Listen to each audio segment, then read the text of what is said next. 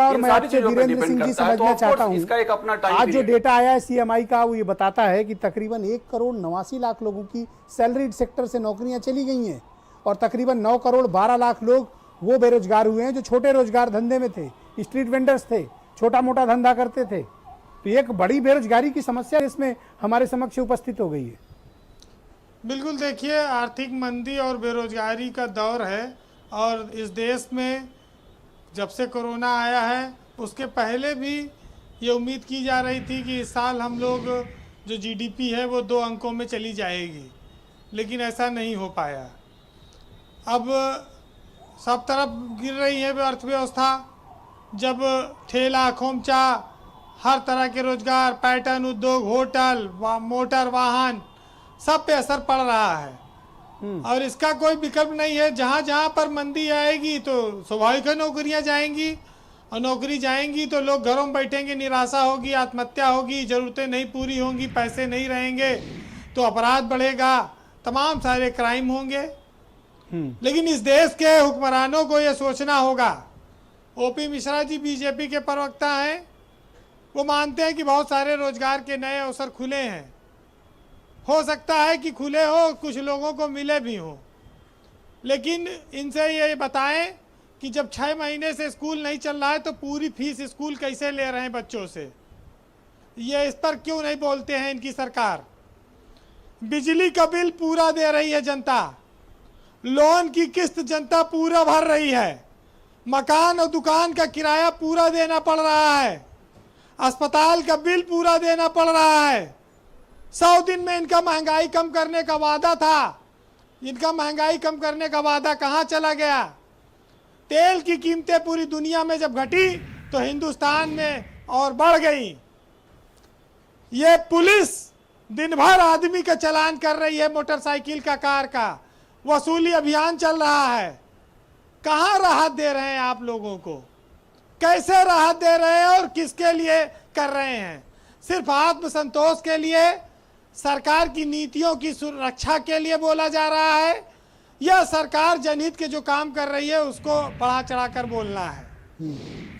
ये सबको तय करना होगा कि विकास के नाम पर नोटबंदी, जीएसटी, महंगाई, ये इस देश में जो 3 बेटियां पैदा हो गई और विकास नामक बेटा आज तक पैदा नहीं हुआ, वो कब आप इसको पैदा करेंगे, लोगों को राहत देंगे। मार भी दिया गया। ये देश का दुर्भाग्य है कि जो सरकारें वादा करती हैं जनता से वोट मांगते समय उसको पूरा नहीं करती।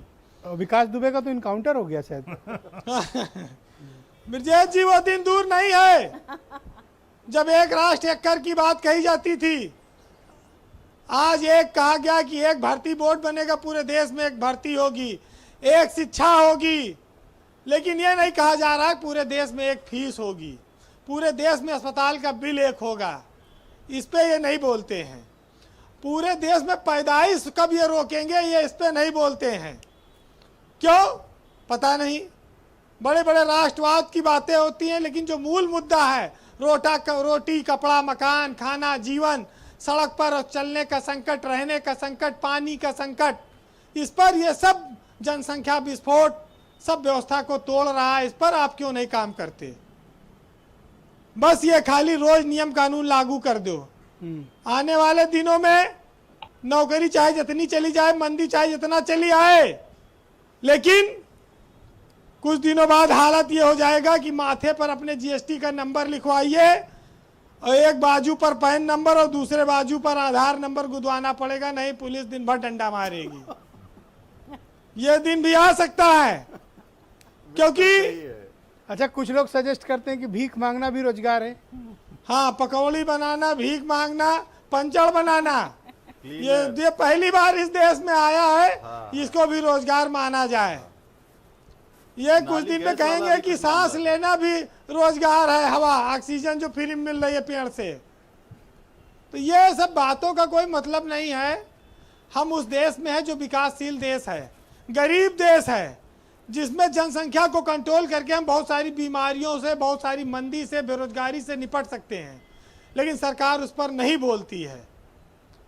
जी ब्रजेश जी, एक बात एक साहित्यकार ने लिखी है कि जो बात बनाते हैं वो रोटी नहीं खिला सकते, वो खाली बातें बना सकते हैं। वाह, बहुत और बड़ी जो हुनर रखते हैं वो ही अर्थव्यवस्था चला सकते हैं। बात। ये तो बहुत ये अच्छी बात। चीजें जो हैं जी किसी एक पर लागू नहीं होती।